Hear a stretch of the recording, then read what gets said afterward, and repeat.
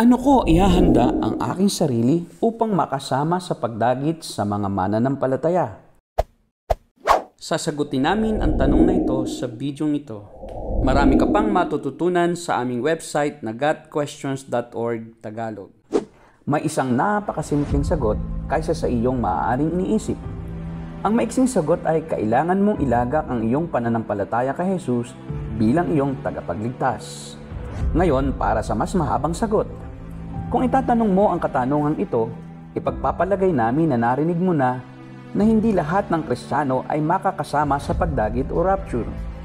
Maaaring naturuan o nasabihan ka na yaon lamang mga banal na Kristiyano ang makakasama sa pangyayaring ito sa hinaharap, at ang ibang mga Kristiyano ay daraan sa paghihirap. Hindi ito totoo, at ipapakita namin sa iyo mula sa kasulatan kung bakit. Ang unang bagay na dapat mong maunawaan ay ang layunin ng 7 taon ng walang kapantay na paghihirap o tinatawag na dakilang kapighatian. Ito ay ang panahon ng paghatol ng Diyos sa mundo at sa kanyang pagpaparusa sa bansang Israel. Ang Israel at Iglesia ay magkaibang grupo ng tao. Ang Iglesia ay isang espiritual na organismo. Ang mga taong kabilang sa Iglesia ay magkakaugnay dahil sa kanilang kapanganakang muli sa Espiritu sa pamamagitan ng pagsilang na muli ayon sa Juan 3:3. Ang mga Israelita o Hudyo ay magkakaugnay dahil sa dugo. Ang Israel ay isang lahi na pinangakuan ng Diyos ng maraming pangako sa lumang tipan. Nagdeklara ang Diyos ng isang panahon ng paghatol sa Israel dahil sa kanilang kawalan ng katapatan sa Kanya. Malinaw na ipinahayag na ang panahong ito ng pagpaparusa ay para lamang sa Israel. Daniel 9:24-27. Ipinahayag ni Anghel Gabriel kay Daniel ang isang mensahe mula sa Diyos. Daniel 9:20-21.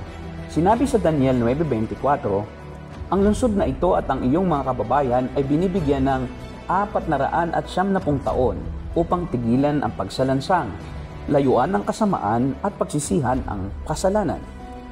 Pagkatapos, iiral na ang katarungan at magaganap na ang kahulugan ng pangitain. Itatalaga na ang dakong kabanal-banalan.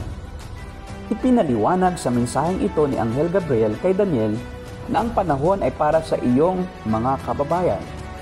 Ang mga kababayan ni Daniel ay mga Hudyo, ang bansang Israel. Idiniklara ng Diyos ang 70 linggo ng paghihirap laban sa bansang Israel. Ang 70 linggong ito ay literal na 77 sa Hebreo. Sa ibang salita, ang 70 kapag iminultiplika sa 7 ay lalabas na 490 taon. Ang 483 taon sa mga taong ito ay naganap na mula sa pagtatapos ng pagkabihag ng Israel sa Babylonia hanggang sa pagpatay sa Mesiyas o pagpapako kay Kristo sa krus. Ang natitira na lamang ay ang 7 taon ng paghatol na hindi pa nagaganap. Ang 7 taong ito ay ang 7 taon ng walang kapantay na paghihirap o tinatawag na dakilang kapighatian. Ang hulang ito ay para sa bansang Israel at ang layunin ng paghatol ay upang tapusin ang paglaban, tapusin ang kasalanan at tubusin mula sa kasamaan, upang magdala ng walang hanggang katwiran, upang tatakan ang pangitain at hula at italaga ang banal na lugar.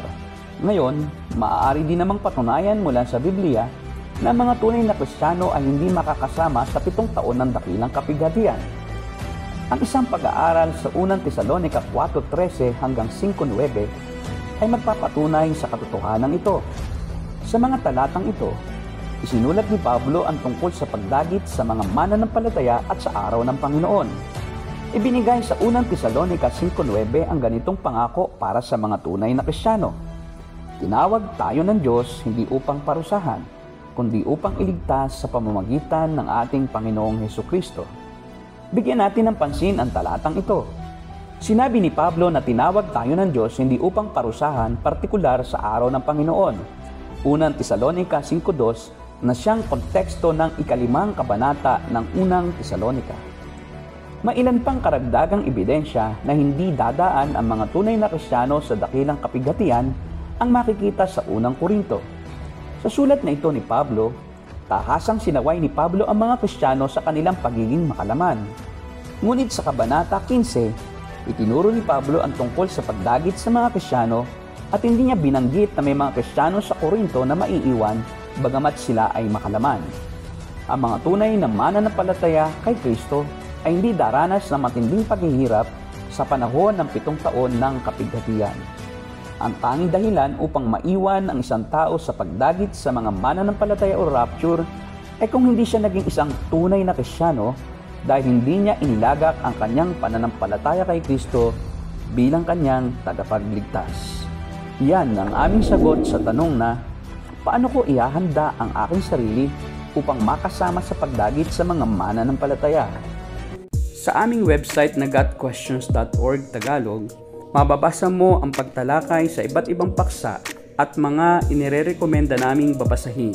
Kung nakatulong sa iyo ang video nito, click ang thumbs up at subscribe button. Kung gusto mong mapanood ang aming mga susunod na video, i-click ang bell at panoorin ang mga susunod na sagot sa iba pang mga tanong.